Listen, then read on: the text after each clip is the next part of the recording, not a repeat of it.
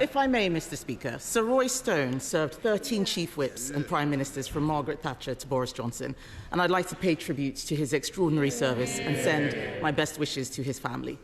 And also, before we start, Mr. Speaker, I would like to say to the Prime Minister how horrified I was to hear about the attack on his family home. It is completely unacceptable, and I think I speak for the whole House when I say that this wasn't just an attack on him, but on all of us and on our democracy. Yesterday, we learned that unemployment is up 10% since the election. Why does the Prime Minister think unemployment is rising on his watch? Mr. Speaker, can I pay tribute to Roy Stone as well and the service that was given us in various capacities. Can I thank her for her words about the attacks on me and my family and the kind messages from many others in the last few days.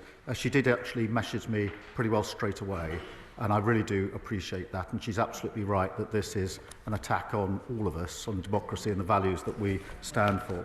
Mr. Speaker, she comes here every week to talk the country down. We've got 200,000 new jobs, record investment, 4 interest rates cut. Contrast that to the disastrous Liz Truss mini-budget, inflation through the roof and a £22 billion black hole.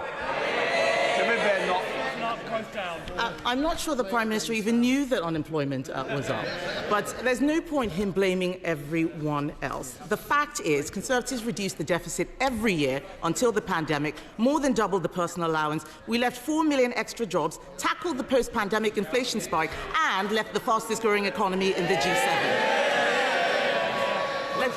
Let's talk about what is happening today. Let's look at Beales, a 180-year-old department store in Dorset. They survived 2 world wars and the winter of discontent, but they couldn't survive this Labour government. Beales is having, and I quote, Mr. Speaker, a Rachel Reeves closing down sale. What does the Prime Minister have to say to all the people who have lost their jobs? Mr. Speaker, nobody wants to see job losses, but she must be the only person left in the country who thinks the economy was booming after the last government. We've created new jobs, record investment, trade deals that they tried. The India deal, I think they tried for 8 years and failed. We did that deal. They talked about a US deal.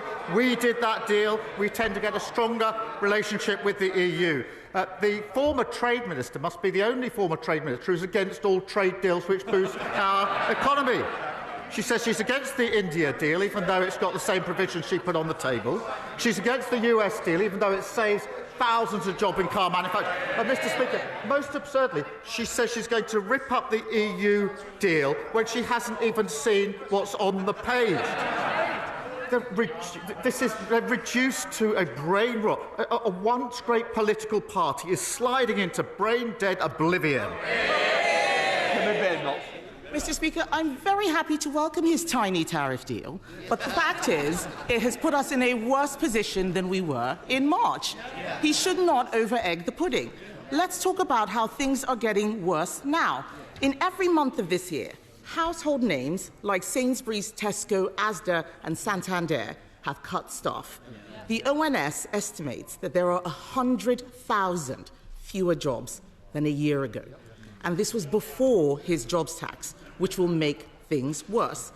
Can the Prime Minister promise the House that by this time next year, unemployment will be lower than it is today? Prime Minister. Mr. Speaker, I think she just said a tiny tariff deal. Can I suggest that she gets the train to Solihull, yes, exactly. 2 hours, goes to speak to the workforce at JLR, their families and their communities, to tell them she would rip up the deal that protects their jobs. And when she's done that, she might travel across to Scunthorpe and tell the steelworkers there she's going to rip up the deal that saves their jobs.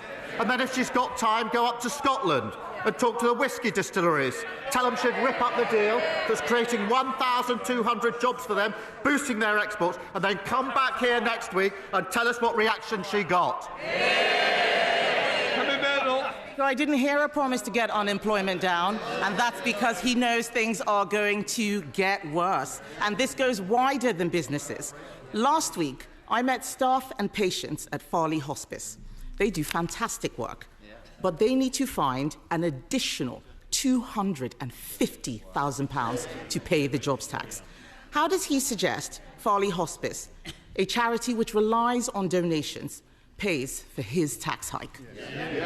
Prime Minister. Mr. Speaker, we have provided £100 million boosting for the sector, and children and young person hospitals received £26 million funding this year. But, Mr. Speaker, she turns up every week to cart from the sidelines. But what she doesn't do, she moans about what we had to do in the budget to stabilise the economy. But she hasn't got the courage to stand there and say that she would reverse the next decisions that we take. And I know why.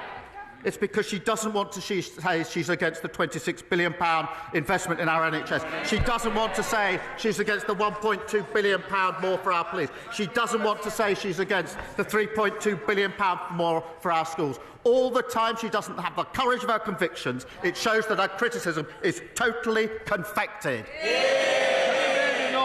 Mr. Speaker, I can't believe the Prime Minister is still using this figure. We had this very conversation at the dispatch box. He knows it is just capital spending. It's either he's not paying attention or he is saying things to disguise what is going on. That money will not pay for the jobs tax. He knows that, and the hospices know it too. And the other people who know that things are getting worse are the 5 leading business groups in the UK. They say that his so-called employment rights bill will be deeply damaging to growth. Does the Prime Minister accept that they are right, or does he believe that he knows better than business? Prime Minister. Mr. Speaker, it's the same old Tories. Every time better rights for workers are on the table, they vote against them. Respect and dignity and protection at work are good for workers, good for the economy and good for growth. Kemi Badenoch. Mr. Speaker, the Prime Minister needs to listen to business. You cannot have employment rights without employment. Labour always forgets that it is not government that creates growth, it is business that creates growth. And businesses are closing, and they are blaming him and his Chancellor. There are 100,000 fewer jobs, Mr. Speaker. Hospices, charities, nurseries, they are facing bills from the jobs tax that they cannot afford. Even the unions say workers are being thrown on the scrap heap. And all of this before his unemployment bill makes hiring even more expensive. When will he admit that Labour isn't working? Mr. Speaker, she says we should listen to it. She should listen to business. I will have the last...